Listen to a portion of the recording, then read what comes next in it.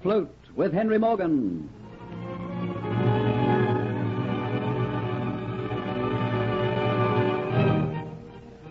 Afloat with Henry Morgan is an original story written for radio by Warren Barry and a George Edwards production.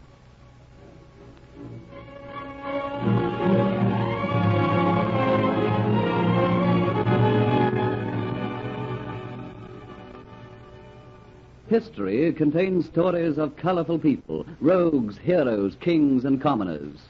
But there were few who had such a picturesque, blood-stained career, culminating in honored glory, as a man named Morgan in the 17th century.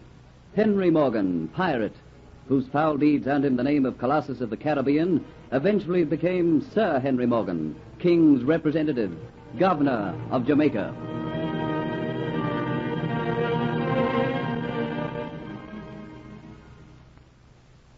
In the Caribbean Sea, the sun at day's end dips like a blazing ball into the ocean, throwing over the sea a dancing pink mantle, and over the islands a soft pink glow that blends in with the cool white buildings which stand invitingly midst waving fronds and green foliage.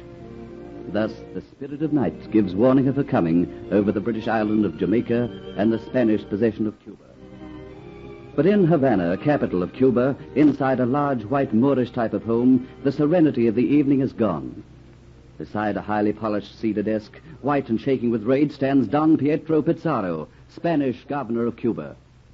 Before him, hesitant, full of apologies, stands a seaman of high rank.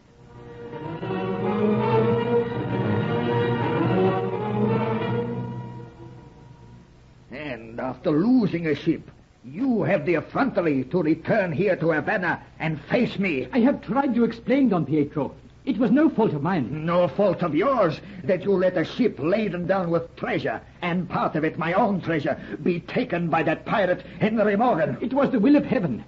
Before I left, Excellency, did I not go on my knees and pray that you would let me put more armor on my ships?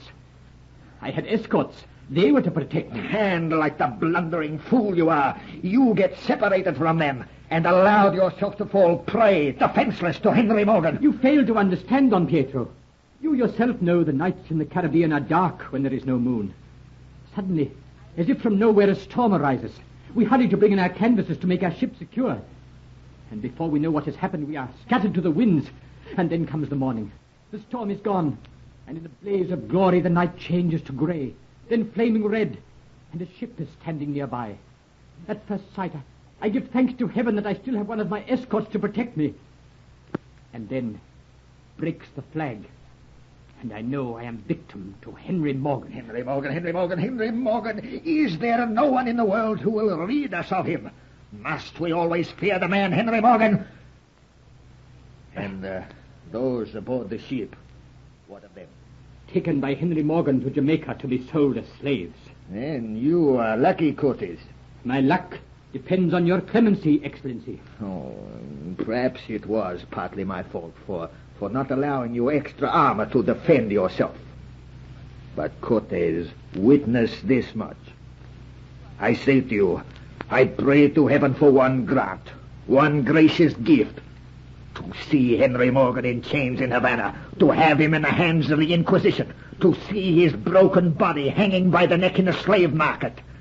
That is what I wish from heaven, and with heaven's aid, I will have my wish. Don Pietro's voice shakes with emotion as he sends his prayers heavenwards. And then, with a curt nod, Cortes is dismissed.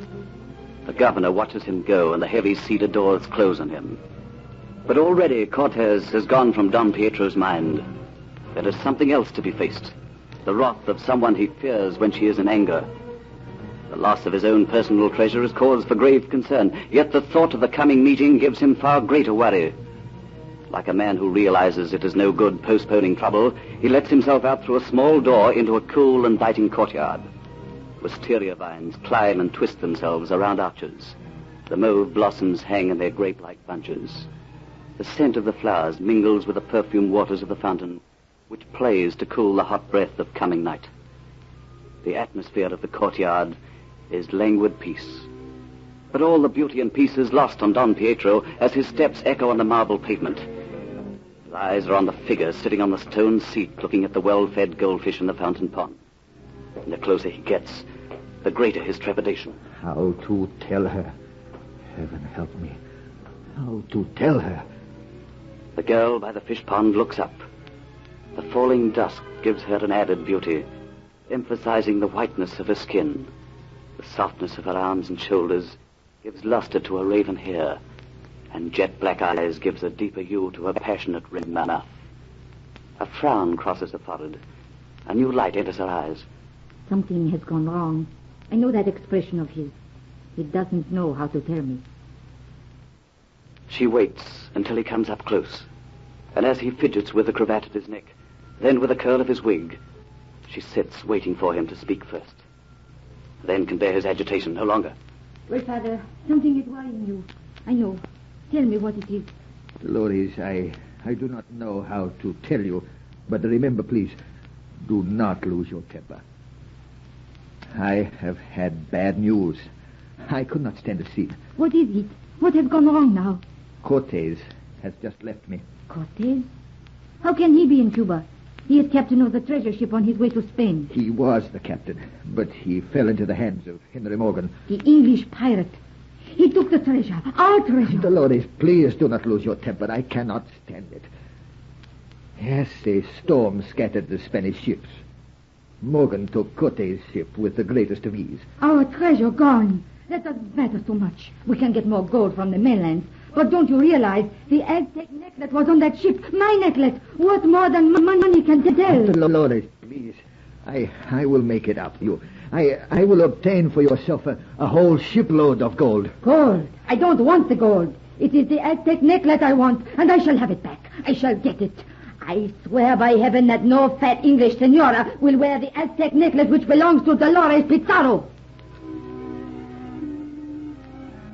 So 2 oaths are taken on this balmy tropical night, and because of them, our tale is spun. The spirit of night encloses the Caribbean in a cloak of black, spangled with large dancing stars. And as she speeds across the sky, the edge of her cloak lifts in the east, showing a grey promise of a new day, which warns the sun it is time for work. Like a man disturbed from a heavy sleep, he climbs into the heavens, angry and red, casting vengeful rays over the ocean, reaching out to alight on the topmost peak of a sail, and down the snow-white canvas until they embrace the hull, making the ship as though of gold. Early as it is, the ship is alive with movement, for land is ahead. On the poop, with one hand resting on the rail, stands Captain Henry Morgan, thick-set, handsome, burly. Beside him, kneeling at an open chest, is a swarthy young man, handsome in a sinister, sly way. His dark eyes are alight with greed as he looks into the open chest. His tongue slowly moistens his lips as he looks upon the treasure. Aye, take your fill, the odds. That's your payment for your treachery to your countrymen. You are generous, Captain Morgan, in giving me this loot as my share. You served me well. I reward well those who serve me. Diamonds, rubies, gold pieces. It will make my stay in Port Royal a happy one, Captain. You'll be a welcome visitor in the Dolphin Tavern. Kitty the Buccaneers, Bella will be glad to see you, laden down with that loot. There'll be necklaces to hang around her nice neck. Ah, Captain Morgan, and look at this one. I shall hang it around her neck. Why, St. David, hand it to me. No, it is mine. Give it here. Aye, it is beautiful. Gold so finely beaten it looks like lace. Emeralds and rubies of the finest quality. It's too fine a thing to have scum like you waste upon a wanton's neck. It'll be better in my own pocket, it will. You'll give it back to me. It is mine. You gave me this chest and all that's in it. Give me my necklace back. What's this, you renegade Spanish rat? Insubordination? You're sailing under Henry Morgan, and Henry Morgan takes what he wants. But that necklace, it is mine. Give it to me. I'll give you this, you Spanish dog, in exchange. Now, get ye about your business. The wind is falling. We'll not make Port Royal by tonight. See that every strip of canvas is spread to catch the failing wind. Henry Morgan's fear of the failing wind proves correct. Soon it dies away until it is just a faint whisper. The sun beats down on the boiling sea, and the gallant ship barely moves towards that smudge in the horizon, which is Jamaica. The tantalizing nearness of the land and the baking sun makes tempers edgy and crafty minds Mine's treacherous. Listen to me, you two men. Morgan gives us the crumbs and keeps everything for himself. And 2 pairs of shifty eyes look on Diaz as he talks. Enough loot was taken on the trip to keep us in luxury for the rest of our lives. But Morgan seeks to keep it all. 2 heads not in agreement. And so a plot is born. We won't reach Port Royal until late tonight. Morgan will leave the ship to visit the governor. Why not you two wait for him? A quick dagger thrust in the neck, and we all share his shipload of gold. Greed makes the other 2 fall in with the plan and blinds their eyes to the fact that they do it while Diaz has no hand in it. Diaz is right. It is late when Port Royal is reached and the town is wrapped in darkness. Before long, Captain Henry Morgan leaves the ship and goes along the dirty laneways near the docks. Figures lurk suspiciously in darkened doorways. Filth litters the ground at his feet. 2 pairs of eyes watch out from under an archway, see him come closer, and then spring forward. The suddenness of the attack throws Morgan to the ground. A knife flashes in the night. You're stung? You seek to take my life, do you?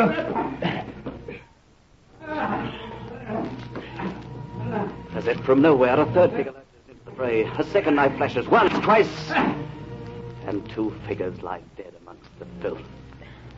Morgan is helped to his feet. I thank you. You saved my life. I never did like 2 against 1. Who is it I have to thank? I know you not. You know me not. It isn't wise in Jamaica to ask questions of a stranger. I have done you a favor this night. Now do me one. Seek not to question who I am.